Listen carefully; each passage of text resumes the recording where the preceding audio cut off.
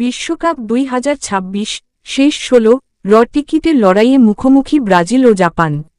বিশ্বকাপের গ্রুপ পর্বের রোমাঞ্চকর লড়াই শেষে এবার শুরু হচ্ছে নকআউটের আসল মহোৎসব।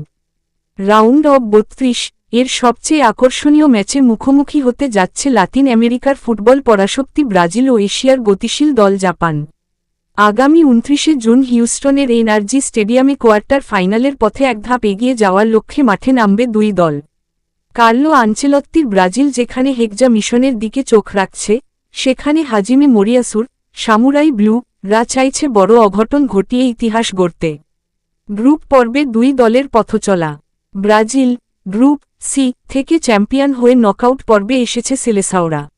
মরক্কোর সাথে 1-1 গোলে ড্র করে আসর শুরু করলেও পরের দুই ম্যাচে স্কটল্যান্ড ও হাইতিকে 3-0 ব্যবধানে উড়িয়ে দিয়ে দুর্দান্ত ফর্মে রয়েছে তারা। বিশেষ করে ভিনিসিয়াস জুনিয়র ও মাথেউস কুনিয়া আক্রমণভাগে প্রতিপক্ষের জন্য ত্রাস সৃষ্টি করছেন। জাপান অন্যদিকে গ্রুপ এফ এ নেদারল্যান্ডসের পেছনে থেকে রানার্স আপ হিসেবে শেষ 32 নিশ্চিত করেছে জাপান। টিউনিসিয়াকে 4-0 গোলে উড়িয়ে দেওয়া এবং সুইডেনের সাথে 1-1 গোলে ড্র করা দলটি দেখিয়েছে যে কোনো বড় দলের রক্ষণ ভাঙার সামর্থ্য তাদের রয়েছে। মুখোমুখি লড়াইয়ের ইতিহাস ও সাম্প্রতিক চমক। পরিসংখ্যানের দিক থেকে ব্রাজিল সবসময়ই জাপানের ওপর আধিপত্য বিস্তার করে এসেছে। দুই দলের মোট 14 বারের দেখায় 11-12 জিতেছে ব্রাজিল, দুটি ম্যাচ ড্র হয়েছে।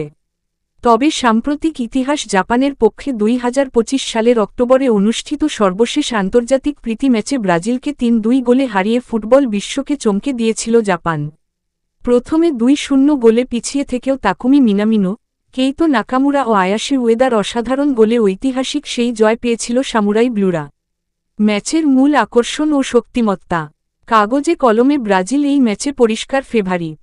আনচেলত্তির অধীনে রক্ষণভাগে মার্কিনহোস ও গ্যাব্রিয়েল মাগালহায়েসের দেয়াল ভাঙা যেকোনো দলের জন্যই কঠিন। তবে জাপানের দাইচি কামাদা এবং তাকেফুসা কুবোর মতো ফুটবলাররা কাউন্টার অ্যাটাকে যেকোনো মুহূর্তে ম্যাচের মোড় ঘুরিয়ে দিতে পারেন।